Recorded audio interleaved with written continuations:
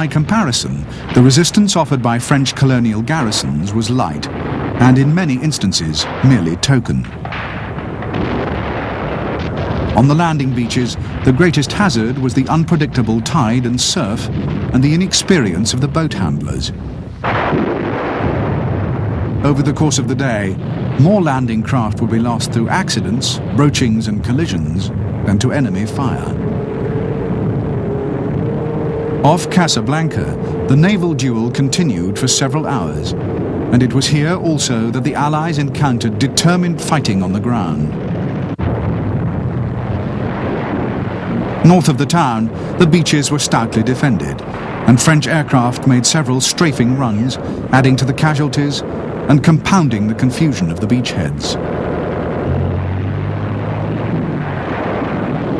Allied carrier-borne aircraft joined those flown in from Gibraltar, gradually chasing the inferior French machines from the landing areas.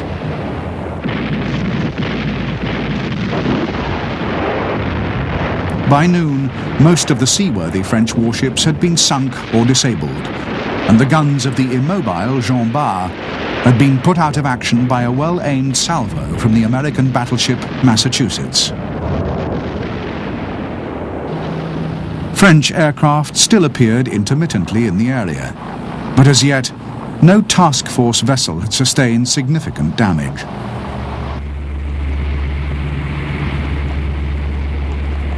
Of the three French ports strategically targeted for early seizure, Algiers proved the easiest and was captured with its harbour facilities intact on the first day. The port of Oran, however, proved more difficult, partly due to the failure of two key components of the plan.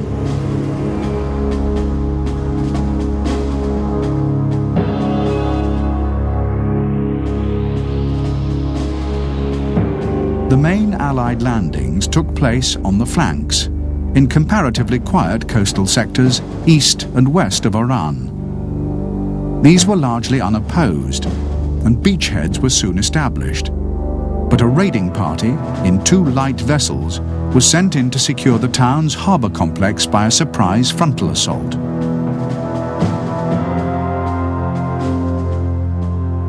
These were engaged by shore batteries and by French warships in port, and both vessels were quickly destroyed. A further component of the plan called for the quick capture of two airfields, situated to the southeast of the town. These were to be taken by airborne forces flown from England, but the long distances involved, combined with bad weather and poor organisation, resulted in most of this force landing on the dry bed of a salt lake, too far from their objectives and too dispersed to have any effect.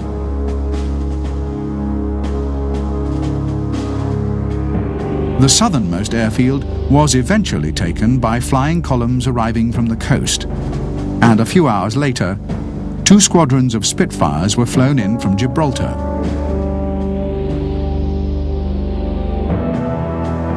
On the following day, the northern airfield was captured by American armoured units pushing along the north edge of the Salt Lake, and by nightfall, Oran and its coastal defences were completely cut off.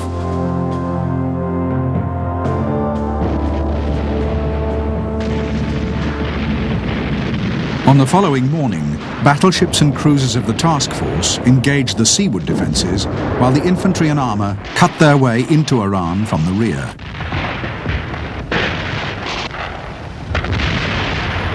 The fighting lasted only a few hours, and by midday the town and its port were in Allied hands.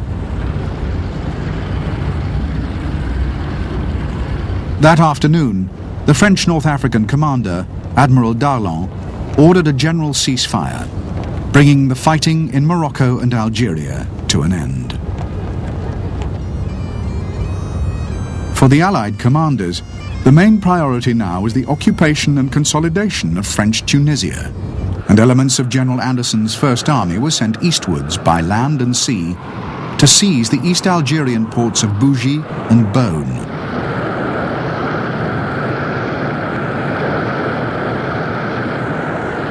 But But the battle for Tunisia was destined to be a long and bitterly fought contest.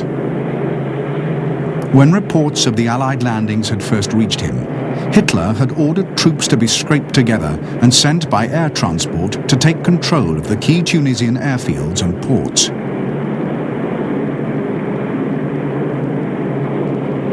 The first German units arrived on the following day, along with some 40 German combat aircraft. Over the next few days, more would be flown in, and a powerful German bridgehead established in Tunisia.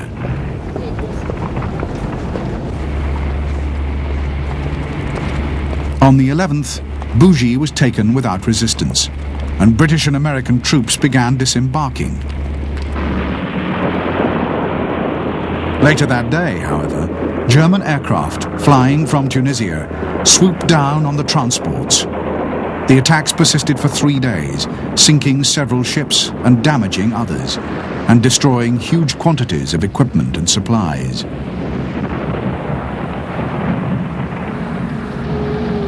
Beaune was taken on the 12th, again without resistance from the French, and forward elements of First Army were probing the Tunisian frontier.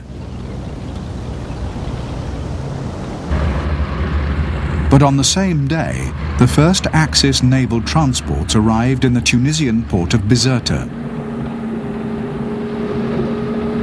Thousands of Germans were now pouring into the country, clearly intending to occupy it as a forward strategic base. By this time, Vichy France itself was under German occupation, and on the 13th, the French garrison forces in Morocco and Algeria were rearmed and placed under Allied command.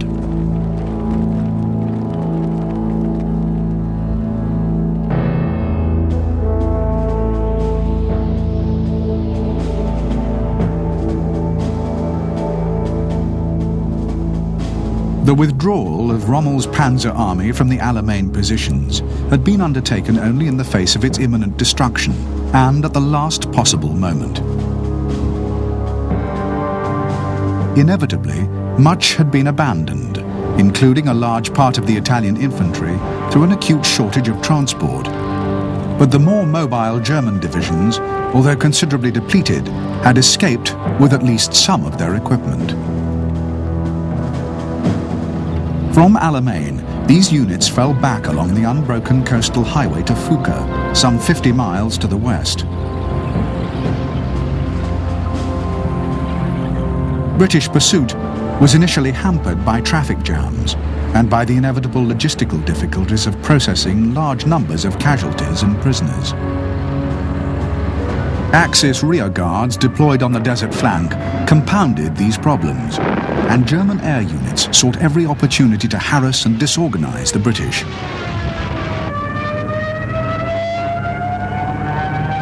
Clearing up and salvage occupied engineering units that might otherwise have been available for minefield clearance. These still presented problems, not only in the Alamein sector, which in some places was still heavily mined, but also at Fouca, where an old, unmapped minefield held up the pursuit for several vital hours, enabling Rommel to pull back a further 50 miles to Mersa-Matruh.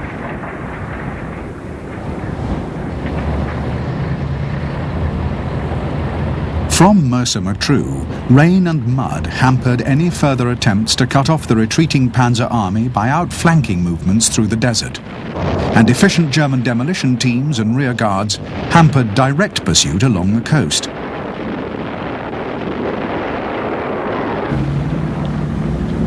On November the 10th, less than a week after the retreat began, the surviving elements of Rommel's army crossed over the Egyptian frontier to Libya.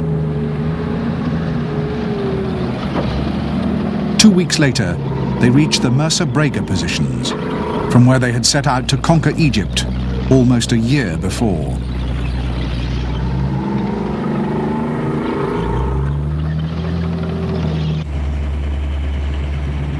Meanwhile, at the other end of the continent, the follow-up convoys were unloading stores and equipment and disembarking fresh troops. Huge stockpiles were built up to sustain the Allied forces in their drive east. Airfields, roads, and supply depots had